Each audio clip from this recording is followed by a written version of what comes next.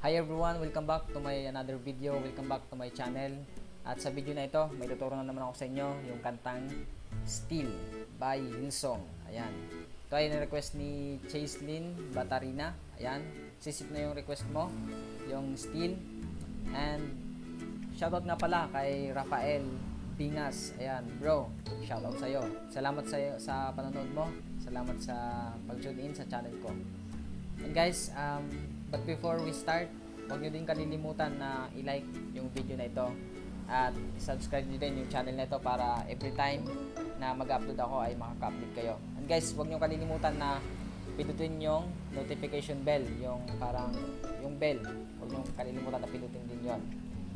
And guys, huwag na nating patatagalin pa to. Magsimula na tayo.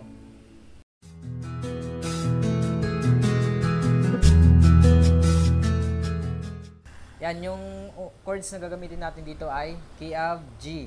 Yan. And then may capo tayo. Yan. Nasa second fret. 1, 2. And then nasa second fret siya. Yan. Just make sure na maganda yung pagkakalagay niya. Para maganda yung tunog. Yan. So, key of G tayo.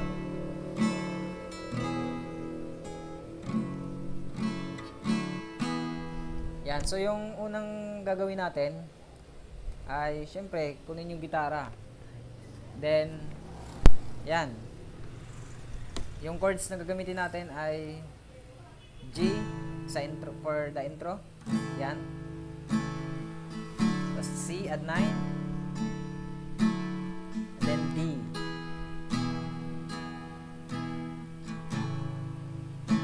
down, down, down, down.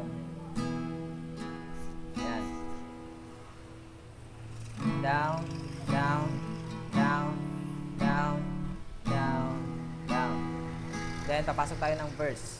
So, kakantahin muna natin siya. Ganito. Hide me now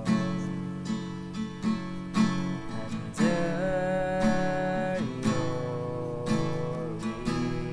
wings. So, yung ginawa ko lang dyan ay G, down, down, down. So, puro down. Ganito. Dalawang down sa G, dalawang down sa D. Now, tapos down, down, up, up, down, down. Sa pagdating sa A minor 7. Hide me now. Down, down. Under. Doon sa under ay C or C at 9. Dalawang down.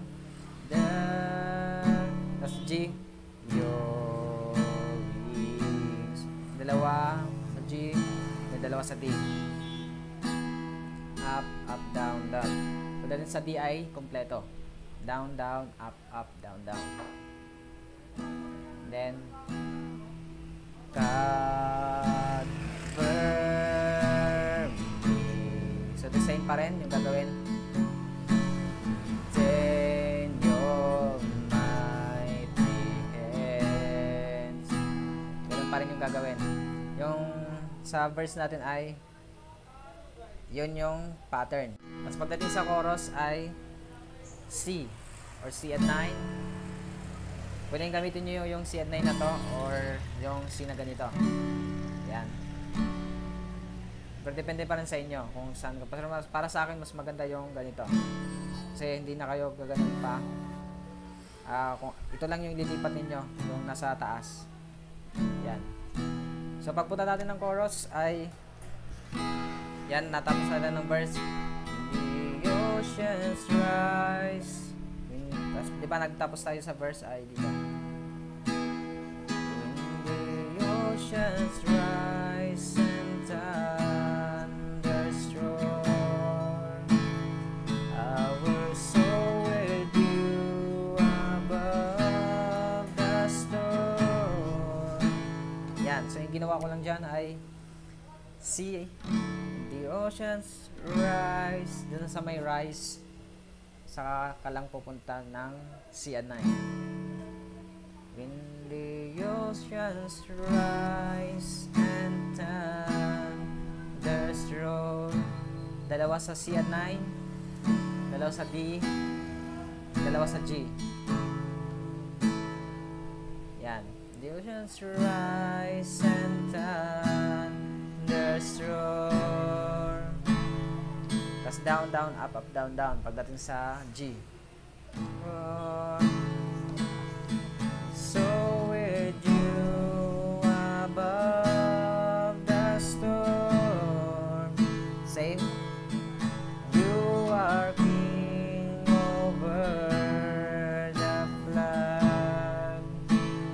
I will be still, know you are God.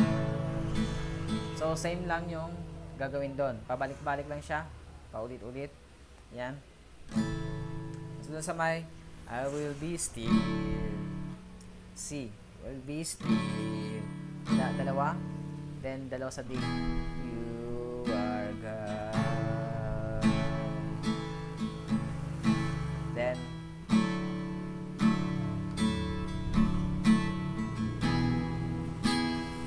Then pupunta na ulit ng another verse, yung find rest sa may find rest my soul. Kung ano yung ginawa ninyo sa una, dun sa unang verse, ganun din yung gagawin ninyo dito sa another verse, yung find rest my soul in Christ alone.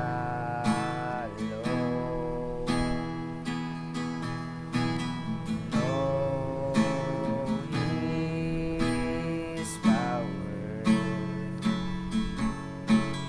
quietness and trust. Chorus. When the oceans rise and thunders roar, I will soar with you above the storm. Father, you are king over the flood. I will be still and know you are God. When the oceans rise and thunders roar, I will soar with you above the storm. Father, you are king over the flood. I will be still and know you are God. I will be still, know you are God.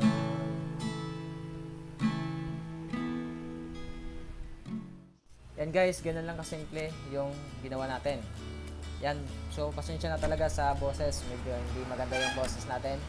But sana may natutunan kayo sa ginawa kong tutorial na ito. And guys, salamat sa inyo. Huwag niyong kalilimutan na like yung video na ito. And syempre mag-subscribe so that you can be updated sa i-upload ko na video.